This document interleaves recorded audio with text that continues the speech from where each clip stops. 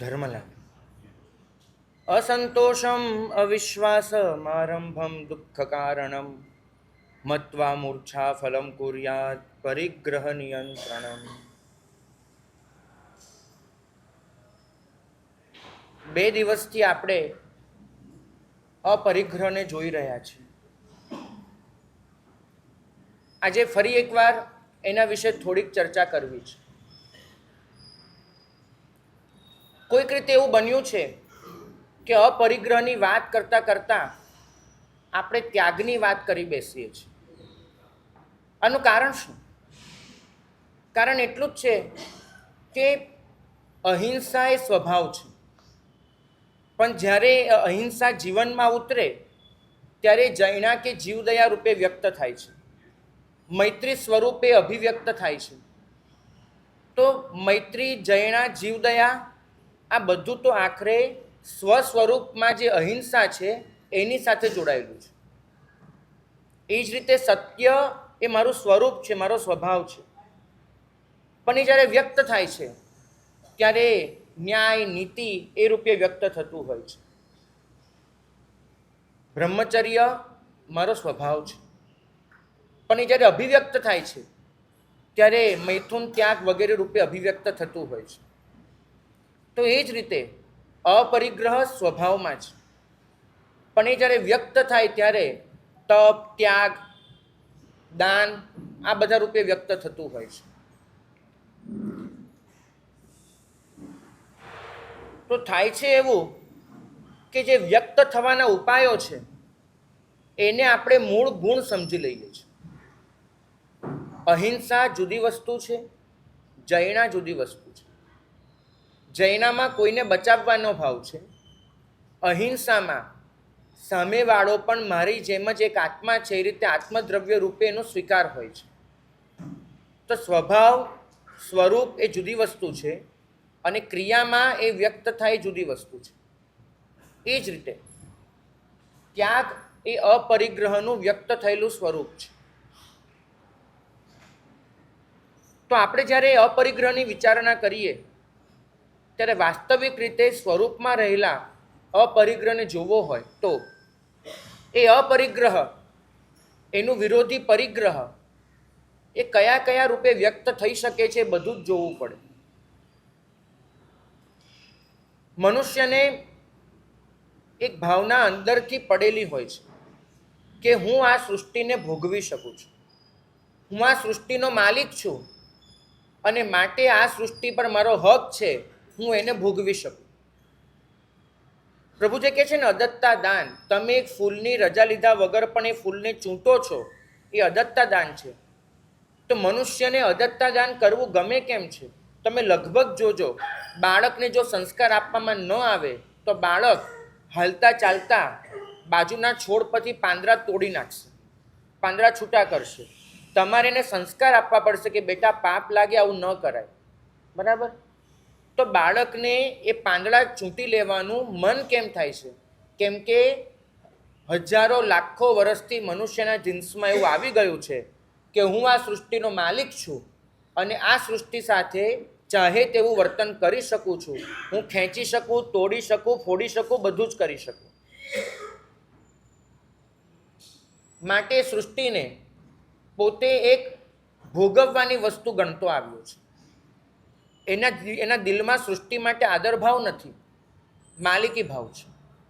અને પ્રભુએ આ માલિકી ભાવમાંથી છૂટવું એને અપરિગ્રહ કીધો છે. પરિગ્રહ મૂર્છા છે, એનો મતલબ છે કે માલિકી ભાવ, અને માલિકી ભાવની કામના કે હું આનો માલિક છું એ વસ્તુથી બચવું, આ ભાવનાથી બચવું એ અપરિગ્રહ છે. મનુષ્ય જેના પર માલિકી કરી શકતો હતો, પ્રભુએ દરેકમાંથી માલિકી ભાવ છોડાવ્યો છે. અને પ્રભુએ મનુષ્યને આ સૃષ્ટિનો મિત્ર બનાવ્યો છે. માલિકી ભાવ પરિગ્રહમાં લઈ જશે અને ગુલામી એ તમને લાચાર બનાવી મૂકશે. પ્રભુનો સેવક ન તો માલિક હોય છે, ન તો ગુલામ હોય છે, એ હોય છે તો મિત્ર હોય છે. અને પ્રભુએ આ સૃષ્ટિમાં જોવા માટે આપ્યું આત્મૌપમ્ય ભાવ કે તું આ સૃષ્ટિમાં જ્યાં પણ નજર કરે તો આ બધી જ જગ્યાએ તું તારા આત્માનું દર્શન કર, તો તું એને મિત્ર ગણી શકીશ. જે સવ્વ ભૂયપ્પ ભૂયસ્સ એવો સિદ્ધાંત 10 વૈકલ્પિક સૂત્રમાં અપાયો કે તમે સર્વ જીવોને પોતાના જ આત્મદ્રવ્ય તરીકે જુઓ. ત્યારે પ્રભુ કહેવા આ માંગે છે કે જો તું ત્યાં આગળ પોતાના આત્માને જોઈશ તો સહજતાથી જ તારી મિત્રતા રહેશે, તારો આદર ભાવ રહેશે. આપણે શું કર્યું કે અપરિગ્રહને ત્યાગની કક્ષાએ ઉતારી લાવ્યા અને ત્યાગને જ અપરિગ્રહ ગણી લીધું. પરિણામ એ આવ્યું કે સાપ પણ કાચડી તો ખેરવી નાખે. એ પોતે વર્ષે 2 વર્ષેનો સમય આવે તો સાપ પણ પોતાની કાચડી છોડી દે, એનાથી સાપનું ઝેર ન નીકળી જાય. ફરક સમજજો, કાચડી ઉતારવી એ ઝેર ઉતારવા બરાબર નથી. સાપ રહેતો ઝેરીનો ઝેરી જ. કાચડી ઉતારવાથી કોઈ સાપ નિર્વિષ નથી થતો. આપણે જે ત્યાગ કરીએ છીએ તો કાચડી ઉતારવા બરાબર છે. અંદરથી માલિકી ભાવનું ઝેર એ તો પડેલું જ હોય છે, અને માલિકી ભાવનું ઝેર કેટલા રૂપે વ્યક્ત થાય છે. આપણે ઘરમાં પણ એવો આગ્રહ રાખીએ છીએ કે આ વસ્તુ તો આ રીતે જ હોવી જોઈએ. એવું ન થાય તો આપણને ક્લેશ થાય છે. આપણે દુકાનમાં, ઓફિસમાં, સંઘમાં, કેટલી બધી જગ્યાએ કેટલો આગ્રહ હોય છે. અહીંયા તો સારું છે, બાકી તો ઘણી વખત પ્રભુનો આગ્રહ હોય કે આ ભગવાનની પહેલી પૂજા તો હું જ કરું. ઉપાશ્રયમાં પણ આગ્રહ હોય કે આ જગ્યા તો મારે બેસવાની જ જગ્યા છે. આ બધી જ વસ્તુ તમે તમારા જીવનમાં જોશો, હું મારા જીવનમાં જોઈશ. આપણને કેટલી બધી વસ્તુમાં, વ્યક્તિમાં, વિચારમાં દેખાશે કે આપણે માલિકી ભાવ લઈને બેઠા છીએ. અને જ્યાં પણ આ માલિકી ભાવ છે ત્યાં મૂર્છા છે, અને જ્યાં મૂર્છા છે ત્યાં પરિગ્રહ છે. ત્યાગની કક્ષાએ સાધુ, શ્રાવક આવા વિભાજનો થઈ શકે છે. પરિગ્રહની કક્ષાએ તો એ જ જોવું પડે છે કે તમારો માલિકી ભાવ કેટલો ખૂટ્યો છે. હું જ્યારે કોઈક વ્યક્તિને કંટ્રોલ કરવા પ્રયત્ન કરું છું એ ક્ષણે માલિકી ભાવમાં જ હોઉં છું, એને પરિગ્રહ જ કહેવાય. હું જ્યારે કોઈ પણ વસ્તુ આ રીતે જ હોવી જેવો આગ્રહ રાખું છું ત્યારે માલિકી ભાવ થયો, એને પરિગ્રહ જ કહેવાય. અને આપણે આ માલિકી ભાવથી બચી શકતા નથી. પ્રભુ એટલું જ ફરમાવે છે કે આવી માન્યતા, માલિકી ભાવની માન્યતા, એમાંથી મુક્ત થવું એ જ અપરિગ્રહ છે. અને મિત્ર બનવું, જ્યારે હું બોલું છું કે મિત્તિ મેં સવ્વ ભૂયેષુ, ત્યારે આખરે એ શીખવાનું હોય છે કે ન તો કોઈ મારો માલિક છે, ન તો હું કોઈનો માલિક છું, બધા મારા મિત્રો છે. અને માટે જ આપણે ત્યાં સંથારા પોરસીમાં એક વાક્ય બોલાવવામાં આવે છે, એગોહમ નથી મેં કોઈ, નાહમ અન્નસ્સ કસ્સય. આનો સ્થૂળ અર્થ એવો લઈ લીધો છે કોઈકે કે હું એકલો છું, મારું કોઈ નથી અને હું પણ કોઈનો નથી. હું મારા ગુરુને કહી દઉં, સાહેબ હું તો એકલો છું, આપ મારા ગુરુ નથી, હું આપનો ચેલો નથી, એવાનો અર્થ લેવાનો છે? ન લેવાય, ન લેવાય. આવો અર્થ નથી. આનો અર્થ એ છે, અર્થ કરતી વખતે શાસ્ત્રકાર ભગવંતોએ સ્પષ્ટ ફરમાવ્યું, એકોહમ નથી મેં કોઈ. ત્યાં આગળ શબ્દ સમજવાનો છે કે મારું કોઈ માલિક નથી. મારું શરણ હોઈ શકે છે, મારું માલિક નહીં.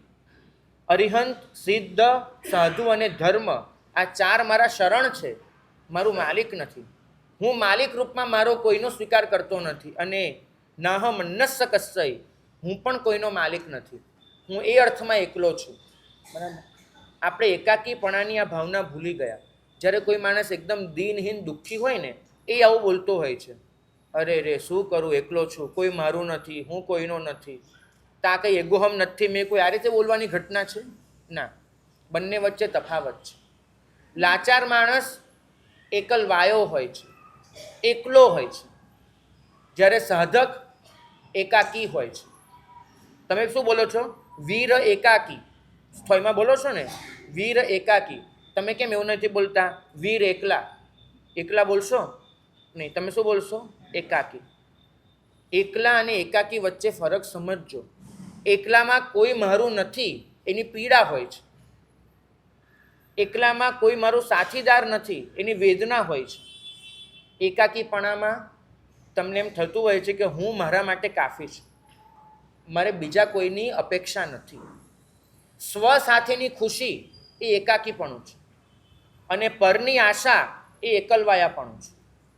બોલવાની ભાષા તો બંનેની સરખી હોય છે. હું એકલો છું, મારું કોઈ નથી. પણ એક જણ આ બોલતી વખતે એકાંતની મજા માણતો હોય છે, બીજો આ બોલતી વખતે એકલવાયાપણાના ગમમાં ડૂબેલો હોય છે. આપણે ગમમાં નથી ડૂબવાનું, આપણે એનો વૈભવ માનવાનો છે, એકાંતનો વૈભવ. અને વૈભવ શીખવાડે છે કે તમે તો એકાંતનો વૈભવ માની શકશો કે તમે કોઈના માલિક ન બનો. અપરિગ્રહ એ માલિકી ભાવના વિસર્જનની ઘટના છે. હા,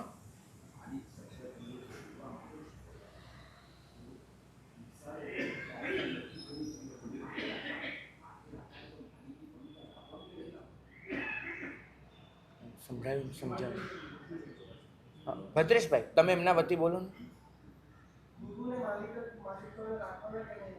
ના, ગુરુ મારા માલિક નથી, ગુરુ મારું શરણ છે. શરણ અને માલિક વચ્ચેનો ફરક સમજજો. માલિકની ગુલામી હોય છે, શરણનો સ્વીકાર હોય છે. હું જ્યારે કોઈનો ગુલામ બનું છું ને ત્યારે મનમાં તો એક જ વાત આવે છે કે ક્યારે ધૂંસરી ફગાવી દઉં ને ક્યારે છૂટો થઈ જાઉં, ક્યારે સ્વતંત્ર થઈ જાઉં. એ અર્થમાં માલિક હોય છે. જ્યારે ગુરુનું તો શરણ હોય છે અને એનો આનંદ હોય છે, એનો સ્વીકારનો. જે ક્ષણે એવું આવે કે ક્યારે છૂટો થવું તો ગુલામીમાં પ્રવેશ થઈ ગયો. અને જે ક્ષણે શરણનો આનંદપૂર્વક સ્વીકાર રહે ત્યાં સુધી તમે એના શિષ્ય છો. માથે રાખવાના શરણ તરીકે, ભાઈ શરણ તરીકે રાખવાના હોય છે. એટલું સમજજો કે તમારી ઈચ્છા એ તો આખી સૃષ્ટિને ભોગવવાની છે. જે મનુષ્ય પોતાની ઈચ્છાઓ પર કાબુ નથી મેળવ્યો, જે અપરિગ્રહમાં દાખલ નથી થયો, એવો મનુષ્ય કેટલું ભોગવે છે એ પ્રશ્ન નથી. પ્રશ્ન એ છે એને કેટલું ભોગવવાની ઈચ્છા છે. અને તમે તપાસજો, ભોગવવાની ઈચ્છા તો સતસત મુખે છે, બધું જ ભોગવી લેવું છે જો મળતું હોય તો. પેલા તંદુલિયા મત્સ્યનું ઉદાહરણ વારંવાર કહેવાયું, સંભળાયું, બોલાયું, સમજાયું નહીં. તમે વિચાર કરો કે તંદુલિયા મત્સ્યે દેખીતી રીતે કેટલા પાપ કર્યા? કશું જ નહીં. અને છતાંય ઈચ્છાના પાપ એટલા વધી ગયા કે 7મી નરક એને મળી. આ માત્ર હિંસા પૂરતી નથી લેવાની. પરિગ્રહ સંજ્ઞા પણ આ જ કરાવે છે આપણી પાસે. ભોગવીએ છીએ બહુ થોડું, કેમ કે પુણ્ય બહુ મામૂલી લઈને આવ્યા છીએ. એટલું મામૂલી પુણ્ય લઈને આવ્યા છીએ કે બહુ એટલે બહુ થોડું ભોગવીએ છીએ. પણ ભોગવવાની ઈચ્છા એટલી અપાર છે કે મારી ભોગવવાની ઈચ્છાના પડકારમાંથી આખી સૃષ્ટિ બાકાત નથી. હું મારા ભોગવવાનો વ્યાપ એટલો લઈને બેઠો છું કે આખી સૃષ્ટિ એનો વિષય બને છે. ગઈકાલે જ અમે લોકોએ પક્ષી સૂત્ર બોલ્યું ને, તો પક્ષી સૂત્રમાં અમારે પરિગ્રહના 4 ભંગા આવ્યા: દ્રવ્ય, ક્ષેત્ર, કાળ, ભાવ. એમાં ક્ષેત્રથી પરિગ્રહમાં આવ્યું કે કિત્તોણમ પરિગ્રહે સવ્વલોએ. ક્ષેત્રથી પરિગ્રહ સર્વલોકમાં. શાસ્ત્રકાર ભગવંતોએ સીધો પ્રશ્ન પૂછ્યો છે આ વાક્ય પર કે આ સૃષ્ટિમાં સર્વોપરી સત્તા ગણાય તો ચક્રવર્તીની. એની પાસે પણ 6 ખંડ છે, વધુમાં વધુ. એનો પરિગ્રહ પણ 6 ખંડનો છે. અને કદાચ તમે સૃષ્ટિમાં સર્વોચ્ચ સત્તા ગણો તો 12મા દેવલોકના અચ્યુતેન્દ્રની. પણ એની પાસે પણ એક સીમિત પરિગ્રહ છે.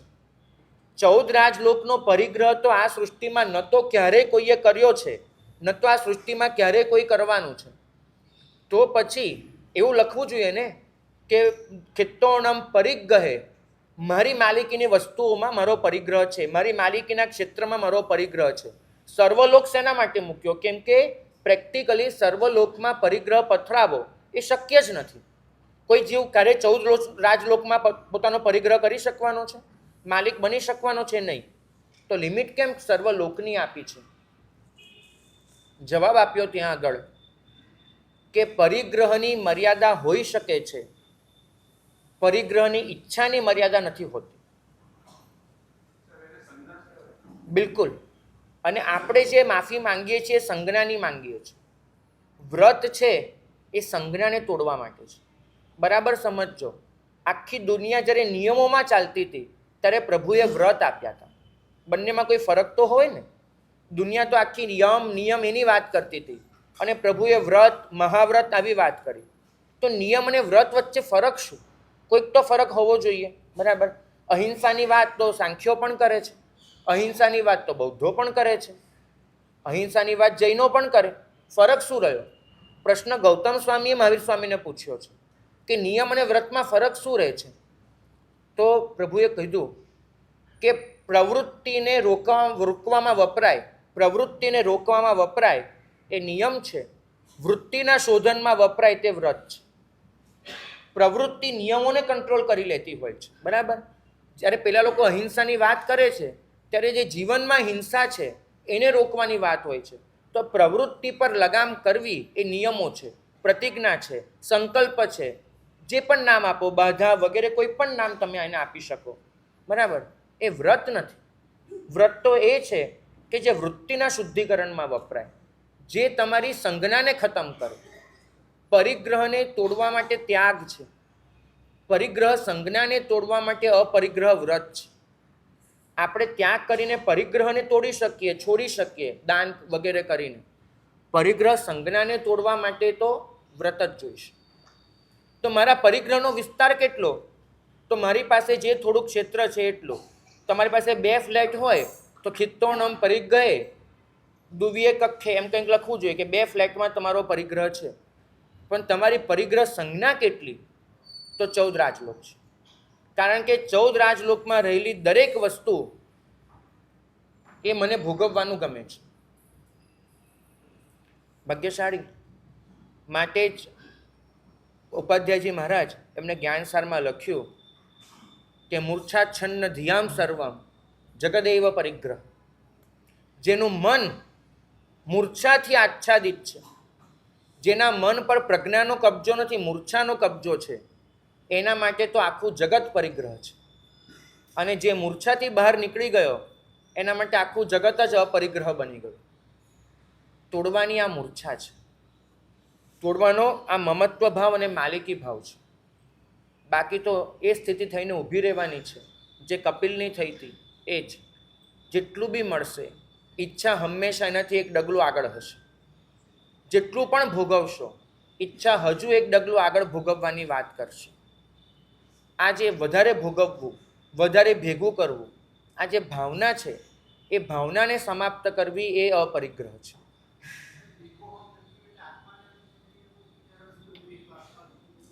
હા ભાગ્યશાળી, જ્યારે આત્મનિષ્ઠા આવે છે ને ત્યારે માલિકી ભાવ સર્વથા ખતમ થઈ જાય છે. આપણે એ જ કેળવવાનું છે. હું એકલો છું મતલબ કે હું કોઈનો માલિક નથી, મારે કોઈના પર માલિકી ભાવ કરવો નથી. આ જીવનમાં આપણે જોઈશું તો એટલું બધું દેખાશે કે માનવ જાતનો આ માલિકી ભાવ એ જ વિશ્વ માટે સમસ્યા બની ચૂક્યો છે. સદીઓ અને હજારો વર્ષોમાં વીત્યા છે ત્યારે જે માનવ જાતને અનેક સમસ્યાઓ હતી, અને સમસ્યા એવી હતી ખાવાની, પીવાની, રહેવાની, બધી જ સમસ્યાઓ માનવ જાતને હતી.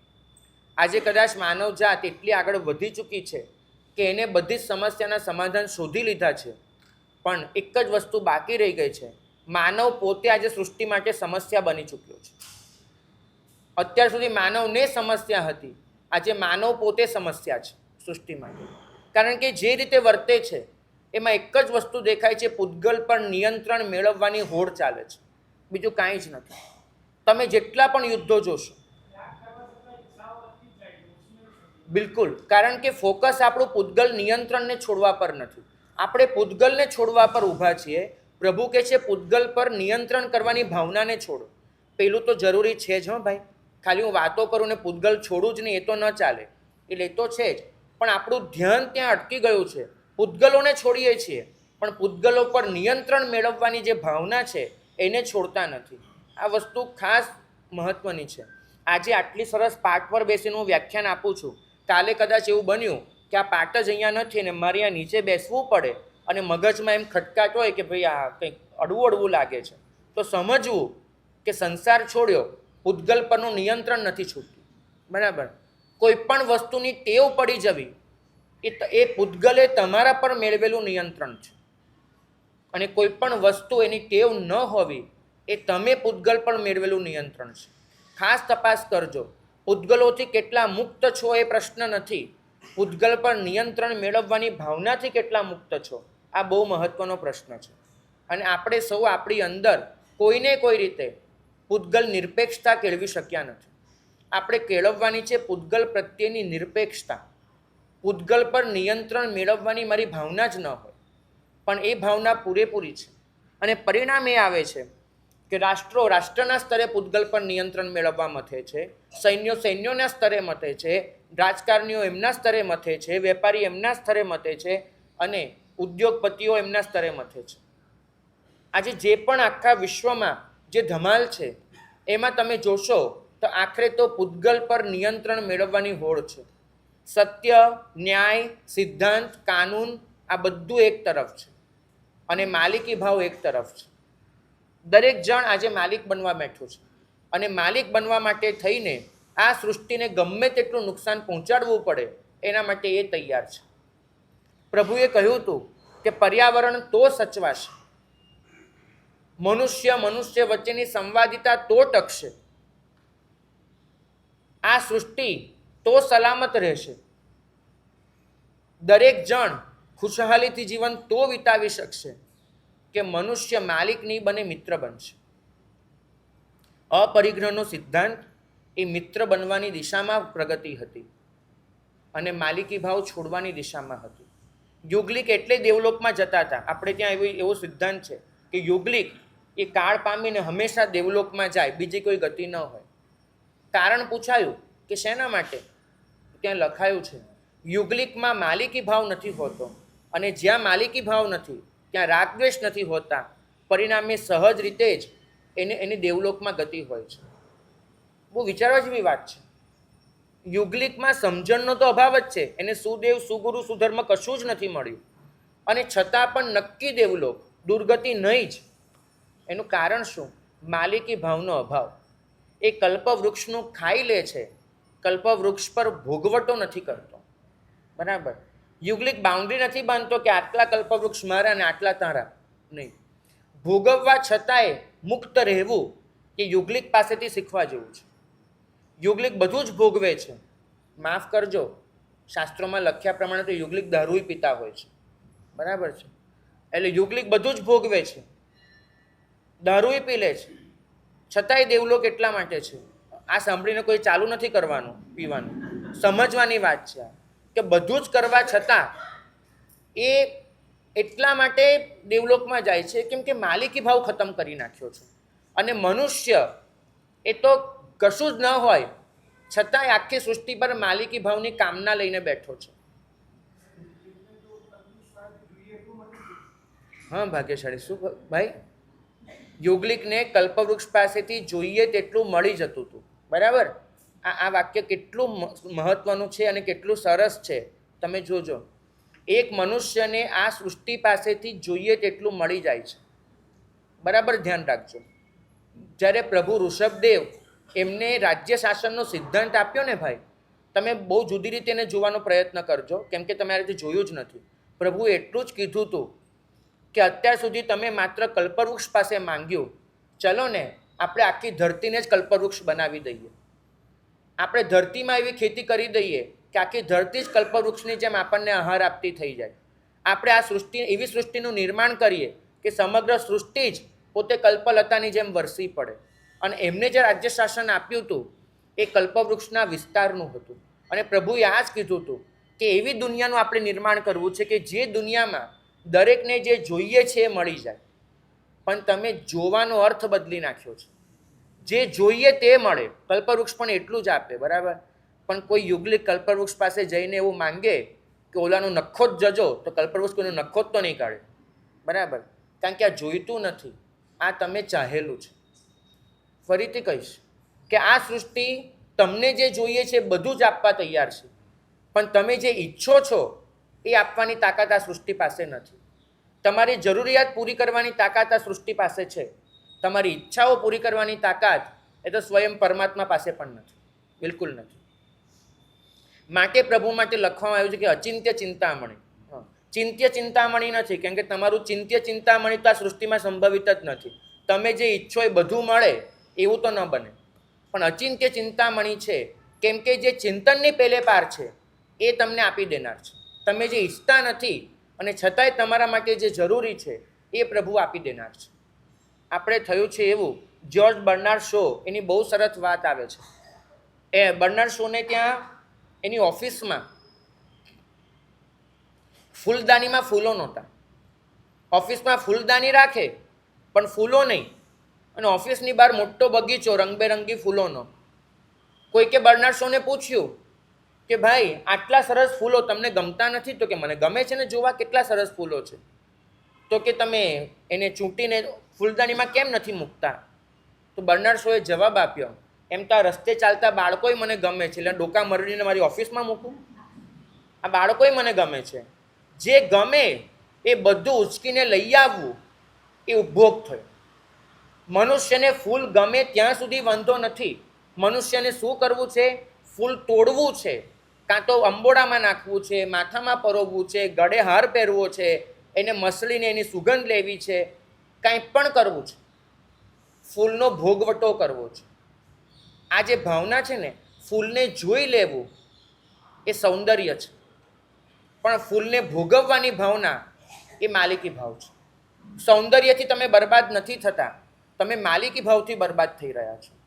આ સૃષ્ટિમાં સૌંદર્ય તો બધે જ પથરાયેલું છે. હું તમને પૂછું છું, ભદ્રભાઉ સ્વામી આમ રસ્તે જતા હોય અને રસ્તાની બાજુમાં આમ સરસ ફૂલો ખીલેલા હોય તો ભદ્રભાઉ સ્વામી એ ફૂલોને કઈ દૃષ્ટિથી જોશે? કઈ દૃષ્ટિથી જોશે? કેટલા સુંદર ફૂલો છે. એમના મનમાં પણ આ વિચાર આવવાનો છે. એ ફૂલોની સુંદરતાને ધ્યાનમાં લેવાના જ છે. તો સૌંદર્યને જોવું એ વિકાર નથી. ફરક સમજજો. સૌંદર્યને ભોગવવાની ઈચ્છા જાગવી એ વિકાર છે. આપણે હંમેશા જ્યાં જ્યાં સૌંદર્ય જોયું એ સૌંદર્ય પર કબજો મેળવવાનો પ્રયત્ન કર્યો, એ સૌંદર્યને ભોગવવાની વાત કરી, માટે વાસનાને વિકારમાં ગયા, અને પરિણામ એ આવ્યું કે સૌંદર્ય માટે આપણને અરુચિ જાગવાની શરૂ કરાવડાવી પડી. કેમ શાસ્ત્રકાર ભગવંત એવું લખવું પડ્યું કે ભાઈ આ ચામડીની પાછળ તો મળ છે ને મૂત્ર છે, આવું બધું કેમ લખવું પડે છે એમને? તમે વિચારજો. કારણ કે જો તમે સૌંદર્ય જોઈને અટકી જતા હોત તો ત્યાં લખવાની કોઈ જરૂર જ નહોતી. સૌંદર્ય જોઈ લેવું એ તો ઉપરથી સાક્ષાત્કાર છે. એ કેવળ જ્ઞાની પણ સૌંદર્યને કયા રૂપમાં જુએ? ભરતભાઈ, સૌંદર્યને કયા રૂપમાં જુએ? સૌંદર્ય રૂપમાં. બીજા કયા રૂપમાં જુએ? પણ કેવળ જ્ઞાનીને ભોગવવાનો ભાવ ન કરે. અને એક મનુષ્ય જેટલું પણ સુંદર જુએ છે એના પર માલિકી ભાવ કરવાની વાત કરે છે. માટે જે ક્ષણે માલિકી ભાવનો વિચાર આવ્યો એ ક્ષણે તમે વિકારમાં છો. અને જે ક્ષણે તમે સૌંદર્યને જોયું, માલિકી ભાવ ન કર્યો, એ ક્ષણે તમે સ્વીકારમાં છો. માત્ર એક ક્ષણનો ફરક પડે છે. કાં વિકાર છે કાં સ્વીકાર છે. સૌંદર્યને જોઈ લેવું એ સ્વીકાર છે, સૌંદર્યને ભોગવવાની વૃત્તિ એ વિકાર છે. આ ધર્મ સ્વીકારનું તમને શાસ્ત્ર શાસન શીખવે છે, વિકારની ના પાડે છે. અને આપણે છીએ કે હંમેશા વિકારમાં ગયા, માલિકી ભાવ કરવાની ખૂબ મહેનત કરી, અને પરિણામ એ આવ્યું કે આપણો માલિકી ભાવ એ સતત વિસ્તરતો ગયો, અને એ માલિકી ભાવ માટે આપણે સૃષ્ટિનો ભોગ લેતા ગયા. ત્યાગ કરવો એ મહત્વનું છે. એના કરતાં વધારે મહત્વનું એ છે કે ત્યાગ કયા દૃષ્ટિકોણથી થાય છે. જો દૃષ્ટિકોણ સ્પષ્ટ નથી હોતો ને તો ઘણી વખત એવું બને છે કે ત્યાગ કર્યા પછી પણ માત્ર વસ્તુના પ્રકારો બદલાય છે. અંદરથી તો પૂતગલને પર નિયંત્રણ મેળવવાની, પૂતગલ ભેગા કરવાની વૃત્તિ ચાલુ જ રહેશે. આ વૈયાવચ ખાતું નીચે જે ચાલે છે એ સંભાળનારા ભાઈ આજે અહીંયા બેઠા છે? આજે ભાગ્યશાળી અહીંયા આવ્યા છે? નથી આવ્યા. જે ભાગ્યશાળી હોત તો આપણે એમને એક પ્રશ્ન પૂછત કે વૈયાવચ ખાતામાં મારા સહિત જેટલા શ્રમણ શ્રમણી ભગવંત આવે છે એ બધા પોતાને જરૂર હોય એટલું જ લઈ જાય છે કે જે જુએ ગમી જાય એ પણ લઈ જાય છે? જરૂર હોય એટલું જ લઈ જાય છે. ભાગ્યશાળી. આ તો આદર્શ સ્થિતિ. કદાચ આ સ્થિતિ ક્યાંક ખોરવાતી પણ હોય છે. બરાબર? જરૂર હોય અને વસ્તુ લઈએ અને તમે વહોરાવો એ વૈયાવચ થઈ. પણ કોઈ વસ્તુ જેની જરૂર નહોતી, આવ્યા, જોયું અને ગમી ગઈ અને લઈ લીધી અને તમે આપ્યું, એને વૈયાવચ આ શાસ્ત્ર કહેતું નથી. જરૂર હોય એ લેવું એ ઉપકરણ છે, ગમે એ લેવું એ અધિકરણ છે. ફરક સમજજો. ઉપકરણ અને અધિકરણ વચ્ચે આટલો જ ફરક છે. મને જેની જરૂર છે એ વસ્તુ હું લઉં તો એ સંયમ જીવનમાં સાધક બનશે, ઉપકારક બનશે, માટે ઉપકરણ કહેવાશે. મને જેની જરૂર નથી એ વસ્તુ જોઈ અને મને એમ થાય કે અત્યારે લઈ લઉં, ભવિષ્યમાં ખપ લાગશે, વસ્તુ સારી છે, આવી ફરીથી નહીં મળે તો, આવો એક પણ વિચાર આવી જાય અને મેં એ વસ્તુ લીધી, એ ક્ષણે એ વસ્તુએ સંયમ જીવનનો ઘાત કર્યો, એ અધિકરણ થઈ ગયું. શું ભાઈ? ફૂલને કઈ રીતે ચૂંટો છો એના પર આધાર છે. આ ફૂલ ચડાવવાનો મને હક છે, એવી રીતે ચૂંટો પૂજા માટે પણ, તો પણ એ ખોટું છે. પણ હે ફૂલ, તને પરમાત્માનો સ્પર્શ આપવો એક શ્રાવક તરીકે મારી ફરજ છે કે હું તને પરમાત્માનો સ્પર્શ અપાવડાવું. આ સૃષ્ટિમાં તું ઉગ્યું છે તો મારી પોતે તારા જેવી કોમળતા, તાજગી, સરસતા, સૌંદર્ય આ બધું મારામાં લાવવું છે અને આ બધું પરમાત્માના ચરણે નિવેદિત કરી શકું. પ્રતિક રૂપમાં હું તને મૂકું છું. આવી કોઈ ભાવનાથી ફૂલ તમે મૂકો તો એ જ માન્ય છે.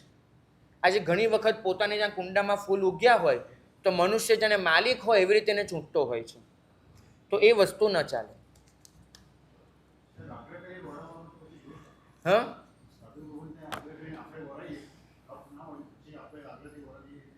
ભાગ્યશાળી બધું જ બરાબર. હું તમારી ભાવના ચેક કરવાનું કહું છું. આવા પ્રશ્નો તો અનેક થઈ શકવાના.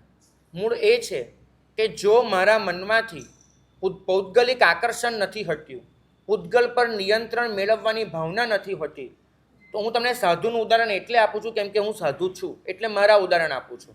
તમારે તો તમારા પક્ષે તમારા જ ઉદાહરણ જોવાના, મારા નહીં લેવાના, સમજજો. તો છે ને, હું સાધુ તરીકે એ ઉદાહરણ આપું, મારો કન્સેપ્ટ સમજજો કે જ્યાં સુધી આ નિયંત્રણની ભાવના નથી જતી ત્યાં સુધી તમે જ્યાં પણ છો ત્યાં તમને એ વસ્તુ પર નિયંત્રણ મેળવવાની ભાવના જાગવાની જ છે, કેમ કે તમે હૈયાની શુદ્ધિ નથી કરી. તો એનો અર્થ એ થયો કે ત્યાગ એ નિયમ બન્યો, ત્યાગ એ અપરિગ્રહ વ્રત ન બન્યું. જો અપરિગ્રહ વ્રત બન્યું હોત તો મારી માલિકી ભાવની વૃત્તિ ગઈ હોત. માલિકી ભાવની વૃત્તિ ન જાય તો પછી મારો ત્યાગ એ માત્ર નિયમ બનીને રહી જાય. પ્રભુએ જે દૃષ્ટિથી ત્યાગ કરવાનું કહ્યું છે એ દૃષ્ટિ કઈ હોઈ શકે એ મારો સમજાવવાનો પ્રયત્ન છે.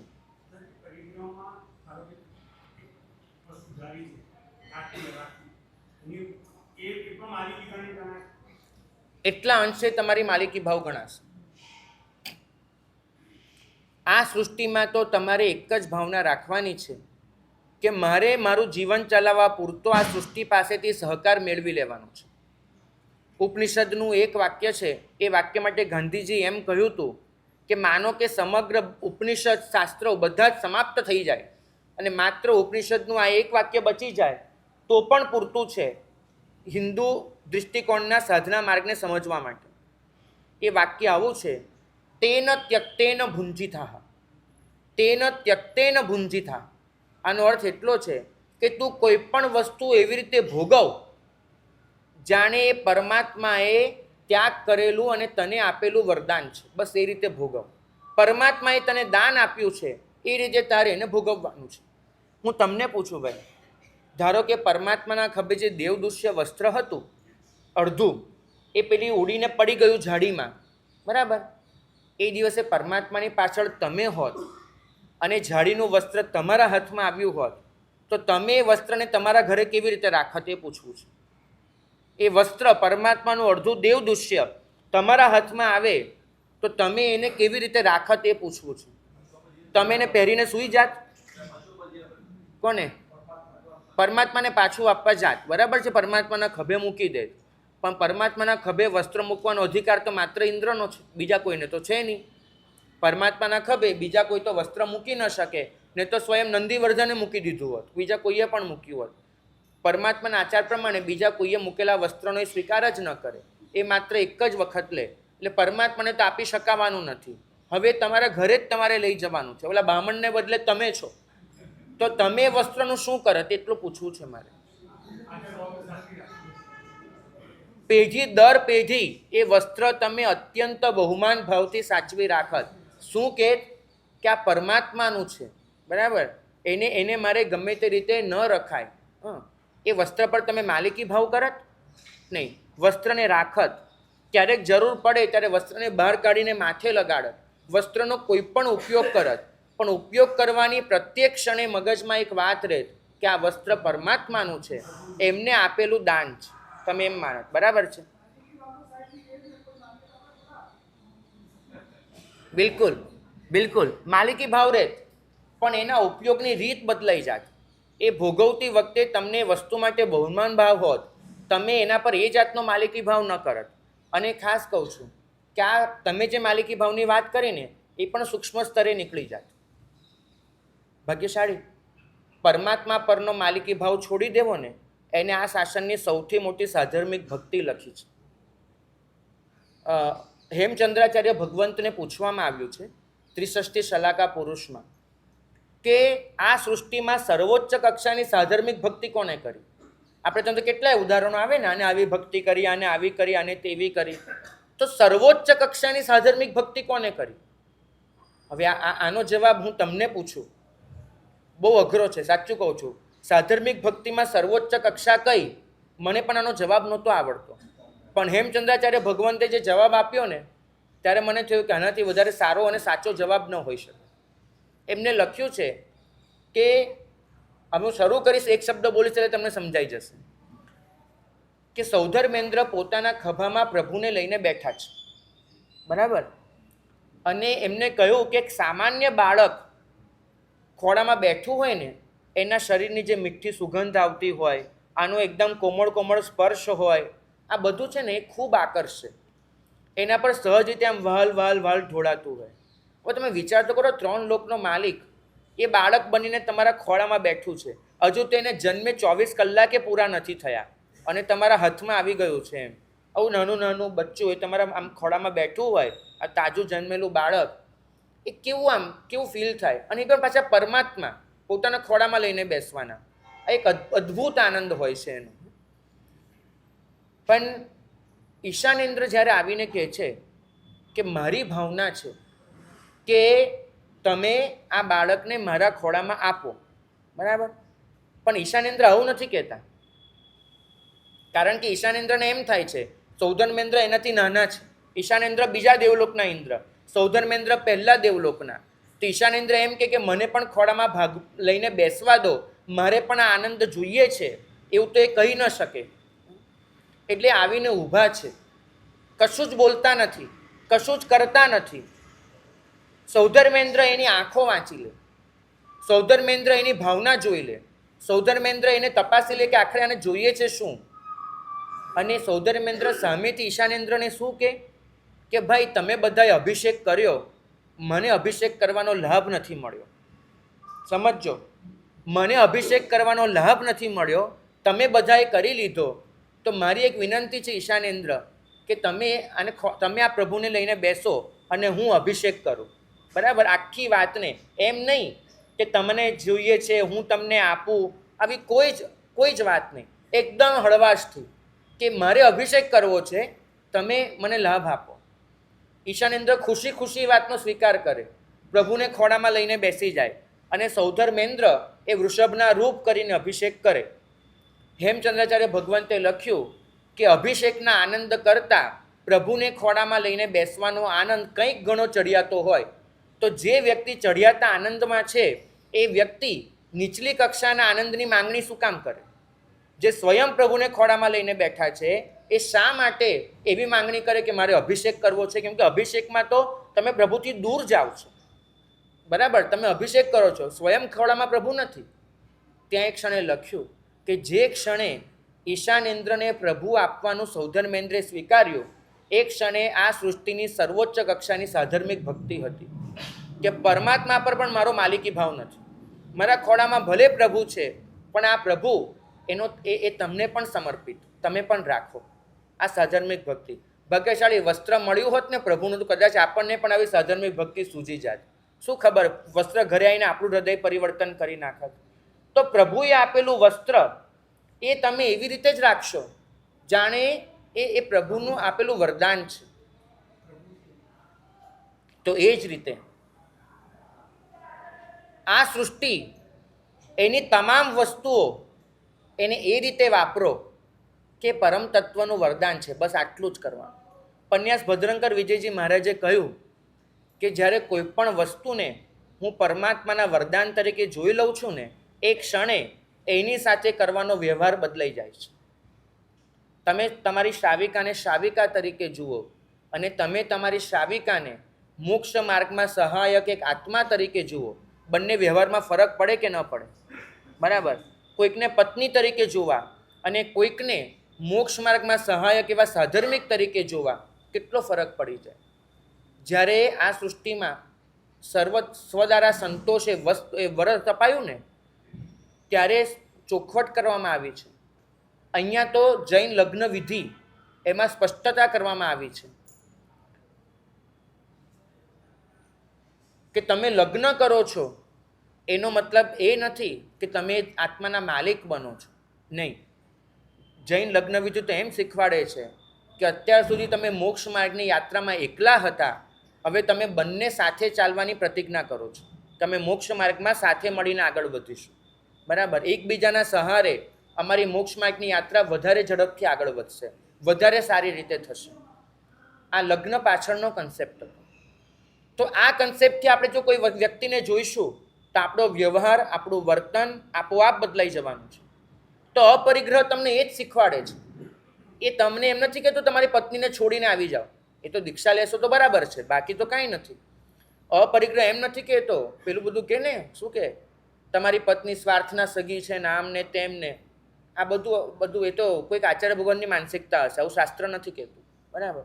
શાસ્ત્ર તો એટલું જ કહે છે, ન એ સ્વાર્થનું સગું છે, ન એ તમારું બંધન છે, ન એ વ્યક્તિ છે. એ તો તમને એટલું જ શીખવાડે છે કે એ તમારો મોક્ષ માર્ગમાં સહયાત્રી છે. આવેલી દરેક વસ્તુ એ આખરે પરમ તત્વનું વરદાન છે. મનમાં ઉઠતો પ્રત્યેક વિચાર એ પરમ તત્વનું પ્રાગટ્ય છે. જો વિચારને હું પરમ તત્વનું પ્રાગટ્ય ગણું, વસ્તુને હું પરમ તત્વનું વરદાન ગણું, વ્યક્તિને હું પરમ તત્વનો અંશ ગણું, તો મને લાગે છે કોઈ પણ વિચાર સાથે, કોઈ પણ વ્યક્તિ સાથે, કોઈ પણ વસ્તુ સાથે હું જે કામ પાડું છું એ કામ પાડવાની રીત રસમ બદલાઈ જશે. પરિગ્રહ એ વસ્તુને વસ્તુ રૂપે જોવામાં છે, વ્યક્તિને વ્યક્તિ રૂપે જોવામાં છે, વિચારને વિચાર રૂપે જોવામાં છે. અપરિગ્રહ વ્યક્તિને પરમ તત્વના અંશ તરીકે જોવામાં છે, વસ્તુને પરમ તત્વના વરદાન તરીકે જોવામાં છે, વિચારને પરમ તત્વના પ્રાગટ્ય તરીકે જોવામાં છે. તમે કઈ રીતે જુઓ છો એના પર નક્કી થશે કે તમે પરિગ્રહમાં છો કે અપરિગ્રહમાં. આપણે જોવાનો દૃષ્ટિકોણ બદલવાનો છે. વસ્તુ, વ્યક્તિ, વિચાર છૂટી ન છૂટી અલગ મુદ્દો છે. એ ત્યાગના ઘરની વાત થઈ. અપરિગ્રહ તો એટલું શીખવાડે છે કે તમે આ નજરિયો બદલી નાખો. તમને શું લાગે છે, મમ્મણ પેલો હીરો લઈને જોતો હશે ત્યારે એવી રીતે જોતો હશે આ પરમ તત્વનું વરદાન મારા ઘરે આવ્યું એમ જોતો હશે? ના, એને તો આ હીરો મૂલ્ય હજુ વધારે માટે મમ્મણ ડૂબે છે. કારણ કે એ વસ્તુને પરમ તત્વના અનુગ્રહ તરીકે જોઈ જ નથી શકતો. તો એના આત્મદ્રવ્યની શુદ્ધિ કઈ રીતે થવાની? જ્યારે જ્ઞાનસારમાં ઉપાધ્યાયજી ભગવાન લખે છે ને કે સચ્ચિદાનંદ પૂર્ણેન પૂર્ણમ જગદ અવેક્ષ્યતે, ત્યારે ઉપાધ્યાયજીમાં જ આ જ સમજાવવા માંગે છે કે જો પરમ તત્વ એકવાર તમારી આંખમાં વસી ગયું તો આ સૃષ્ટિમાં જ્યાં નજર કરશો ને ત્યાં તમને પરમ તત્વ જ દેખાશે, બીજું કાંઈ જ દેખાવાનું નથી. અને જો તમારી આંખમાં શૈતાન વસી ગયો તો આ સૃષ્ટિમાં જ્યાં નજર કરશો ત્યાં તમને શૈતાનિયત જ દેખાવાની છે, બીજું કાંઈ નથી દેખાવાનું. બનેલી ઘટના કહું, કાઠિયાવાડના એક ગામની. 2 સગા ભાઈઓ મુસ્લિમ હજ કરીને આવેલા, હાજી તરીકે ઓળખાય, અને નિયમિત રીતે નમાઝ પઢવાની, શુક્રવારે તો વિશેષ રૂપમાં. એક વેપારીને સમય આપેલો 2 વાગ્યાના ધંધાનો. વેપારીને આવતા મોડું થયું અને 3 વાગી ગયા, અને 3 વાગે નમાઝ પઢવાનો ટાઈમ, બપોરની નમાઝનો. ઓલા બંને ભાઈઓ દુકાનનું શટર પાડી અને નમાઝ પઢવા જવાની તૈયારી કરે, અને ત્યાં પેલો વેપારી આવ્યો. વેપારી એવો કે જેની જોડે બહુ જ મોટો સંબંધ, બહુ મોટો વેપાર. જો આ વેપારી સાથેનો વેપાર ખલાસ થઈ જાય તો બંને ભાઈના ધંધા પર બહુ મોટી અસર પડે. અને વેપારી આજે જ આવ્યો છે, મહિને એક જ વખત આવતો હતો અને ઘણી મોટી ખરીદી કરીને જતો હતો, ઘણા મોટા ઓર્ડર મળતા હતા એની પાસેથી. અને આવા વેપારીને પોતે માલ આપે છે, એ રીતે બજારમાં મોટી શાખ હતી, એના લીધે ધંધો ચાલતો હતો. અને એ વેપારી આવ્યો, બરાબર 2 ને બદલે 3 વાગે આવ્યો અને નમાઝ પઢવા જવાનો ટાઈમ થયો. ઓલો ભાઈ ઊંધું ફરીને શટર પાડે, એને દેખાયું નહીં કે વેપારી આવે છે, પણ બીજા ભાઈએ જોઈ લીધું કે વેપારી આવે છે એને નાના ભાઈને કહ્યું કે ભાઈ જલ્દી કર, શૈતાન આવ્યો, જલ્દી કર, શૈતાન આવ્યો. એટલે પેલા શટર પાડી દીધું અને બંને જણ એ પેલા સલામ આલેકુમ કરી અને જતા રહ્યા નમાજ પઢવા. પેલા વેપારીએ સાંભળ્યું, એ કે આનો મને આવ્યો, મને જોયો ને શટર પાડ્યું, ઊભાઈ ન રહ્યા, ધંધો કોણ કરે આની સાથે, નથી કરવો. પણ ચાલ્યા બી નથી જવું, જવાબ માંગી નહીં દે. શૈતાન શેનો કીધો મને? હા, કોઈ મને શૈતાન કહી જાય, શૈતાન આવ્યો, કઈ આ તો કોઈ રીત છે બોલવાની? પેલા લોકો નમાજ પઢીને પાછા આવ્યા ત્યાં સુધી બેઠો, સામાન્ય સંજોગોમાં તો બેસે નહીં ભાઈ, પણ બેઠો. પેલા લોકો આવ્યા, આવે એટલે પહેલો સવાલ, તમને શૈતાન લાગુ છું કે શૈતાન આવ્યો મને જોઈને શબ્દ વાપર્યો? તો કે ના, તમે શૈતાન નથી, પણ તમને જોયા અને મનમાં વિચાર આવ્યો કે એક દિવસ નમાજ જતી કરીએ, થોડી મોડી કરી દઈશું, જતી કરીએ, આ ધંધો કરી લઈએ. કદાચ જતા રહ્યા, આ વેપારી પાછો જતો રહ્યો અને અમારા જેવા તો અહીંયા 10 દુકાનદાર છે, બીજી દુકાનેથી માલ ખરીદી લીધો, તો આને આપણો ધંધો ગુમાવી દેવો, એના કરતાં અલ્લાહ તાલાને કહી દઈશું કે અલ્લાહ તાલા માફ કરી દેજે, નેકી કરવા ગયા હતા અને આ થયું હતું, માફ કરી દેજે. તો કરીને પણ આ વિચાર જેવો આવ્યો ને, એ અમને સમજાયું કે અલ્લાહથી દૂર લઈ જાય એવો દરેક વિચાર શૈતાન છે. કારણ કે એ મને દૂર લઈ જતો હતો અને એટલે મેં કીધું કે શૈતાન આવ્યો, મગજમાં લોભનો વિચાર આવ્યો, એટલે મેં આને દોડાવ્યો. ભાઈ તમે શૈતાન નથી, પણ તમને જોઈને મનમાં આવતો વિચાર શૈતાન છે. ભાગ્યશાળી આ જ સમજવાનું છે કે જો આંખમાં પરમ તત્વ હશે તો બધે જ પરમ તત્વ દેખાશે. જો આંખમાં શૈતાનિયત હશે તો તમને બધે જ શૈતાનિયત જ દેખાવાની છે. અપરિગ્રહ એ તમને એ સમજાવે છે કે અશાંતિ, ઉદ્વિગ્નતા આ બધા પરિગ્રહના ફરજંદો છે. તમે એ વસ્તુ રાખી જ ન શકો. તમને સૌથી વધારે આ વસ્તુ છે ને સૈનિકને અનાથી મુનિએ સમજાવી હતી. સૈનિકને પોતાના સામ્રાજ્ય પર, પોતાની સત્તા પર ખૂબ નાચ, ખૂબ અભિમાન. તમે જોજો, પેલી એક હરણીને મારી અભિમાન કેટલું કર્યું છે, સખત કર્યું છે. એ સૈનિક એ જ્યારે અનાથી મુનિ આગળ જઈને ઊભો રહે છે ને, પહેલી જ ક્ષણે એનું અભિમાન અડધું તો સમાપ્ત થઈ ગયું છે. કારણ કે અનાથી મુનિને જુએ છે, રૂપનો અંબાર, યુવાન કાયા. અને આજ સુધી સૈનિકે એક જ વાત ગોખી છે, એને દુનિયાભરના સંન્યાસીઓને જોયા છે કે પોતાના રથને જુએ એટલે રથની આસપાસ આંટા મારે. બરાબર? એક રાજા પાસેથી કેટલો લાભ લઈ શકાય, પોતે પોતાના ધર્મને, બસ એ જ વિચાર કરે. એ સૈનિકે તો એક જ વાત જોઈ છે કે પોતાનો રથ જ્યાં પણ ગયો લોકો દોડીને આવ્યા છે. ના, એ કેવી આ હસ્તી છે ભાઈ, પોતે આવ્યો છે અને એ તો ઊભા છે, હલતાય નથી. સૈનિક પહેલી વાર કોઈને મળવા માટે રથમાંથી નીચે ઉતરે છે, પહેલી વાર. આજ સુધી એને કોઈ જૈન સાધુ એના પ્રત્યે આટલું આકર્ષણ નથી થયું. કારણ કે એને એમ જ લાગ્યું છે કે બીજા બધાની જેમ આ કોઈ બાવો હશે.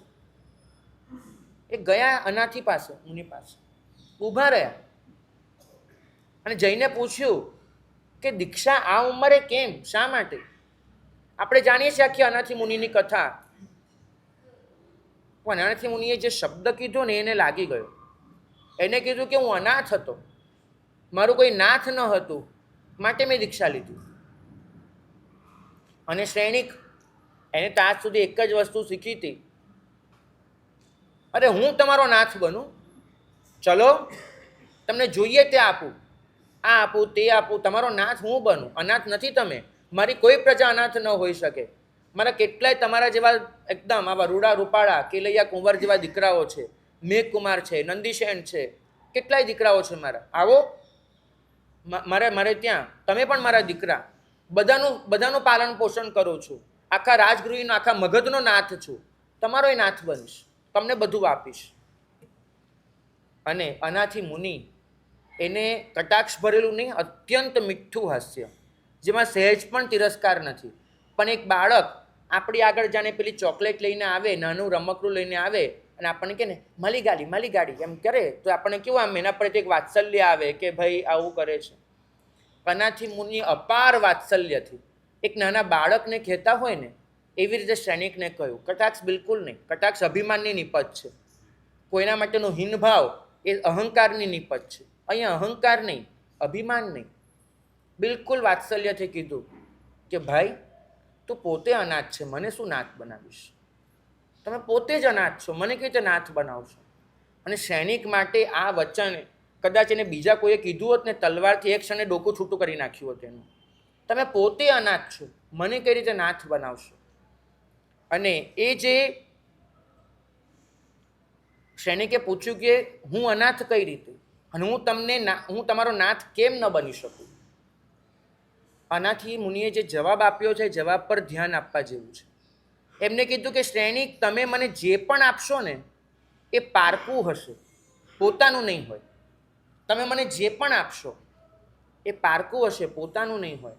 અને જે પારકું છે એના પરનો ભરોસો મારો તૂટી ગયો છે. મને હવે પોતાના સિવાય કોઈના પર ભરોસો નથી. તમને હજુ પારકા પર ભરોસો છે, તમને હજુ પરમાં વિશ્વાસ છે, માટે તમે એમ માનો છો કે કોઈ પર વસ્તુ કોઈને આપીને એના નાથ બની શકાય છે. મને હવે પરમાં ભરોસો જ નથી બચ્યો. હું આ પરથી મુક્ત થઈ ચૂક્યો છું.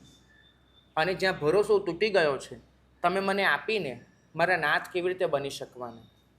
અને એક ક્ષણે સૈનિકને સમ્યક્ત્વ મળ્યું એમ કહેવાય છે. બરાબર છે? શાસ્ત્રો કહે છે. કેમ સમ્યક્ત્વ મળ્યું? કેમ કે એનો પરનો ભરોસો તૂટ્યો અને એને સ્વસ્વભાવની શોધ ચાલુ થઈ. સમ્યક્ત્વ એટલે સ્વસ્વભાવની શોધ ચાલુ થઈ. સમ્યક્ત્વ એટલે પરનો ભરોસો તૂટવો. ભાગ્યશાળી બહુ જ પરનો ભરોસો કરીને બેઠા છો.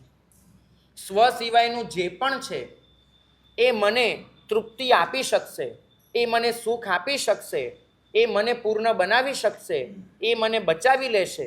આ જે ભરોસો કરીને બેઠા છો ને, આ ભરોસો જ પરિગ્રહ છે. પરિગ્રહ એટલે બીજું કાંઈ જ નથી. આ ભરોસાને ખતમ કરી નાખો. અનાથી મુનિ એની પાસે બધું જ હતું અને માથું ઉતર્યા પછી પણ બધું હતું જ. એક ફરક પડી ગયો હતો. માથું દુખવાનું ચાલુ થયું ત્યાં સુધી અનાથી મુનિને એની માતા, એના પિતા, એની પત્ની, એની સંપત્તિ, એના મિત્રો, એના સ્વજનો, આ બધા પર ભરોસો હતો. અને માથું દુખ્યા પછી એ ભરોસો ખલાસ થઈ ગયો. અને જ્યાં ભરોસો તૂટ્યો, લોકો એમ કહે છે કે અનાથી મુનિએ સંકલ્પ કર્યો કે જો માથું દુખતું મટી જાય તો હું નીકળી જઈશ. વાસ્તવમાં આવી શરતી સંકલ્પ કર્યો હોય તો અનાથી મુનિ હોય જ નહીં.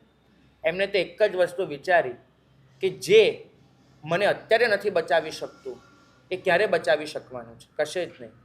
એ ભરોસો ખતમ થઈ જાય ને એ વ્યક્તિ પછી સંસારમાં જીવી જ ન શકે. બોલો ને. વ્યવસ્થાના ભાવ રૂપે સંચાલક ભાવ રાખી શકાય. આપણે ત્યાં એટલે જ વહીવટ કરનારાને ટ્રસ્ટી કહેવામાં આવે છે. બરાબર? ટ્રસ્ટી માલિક નથી હોતો, ટ્રસ્ટી સંચાલક હોય છે. તમે આ સૃષ્ટિના સંચાલક બની શકો, માલિક નહીં. તમે તમારી પાસે જે છે એના વહીવટ કરતા છો. વહીવટ કરતાની રૂવે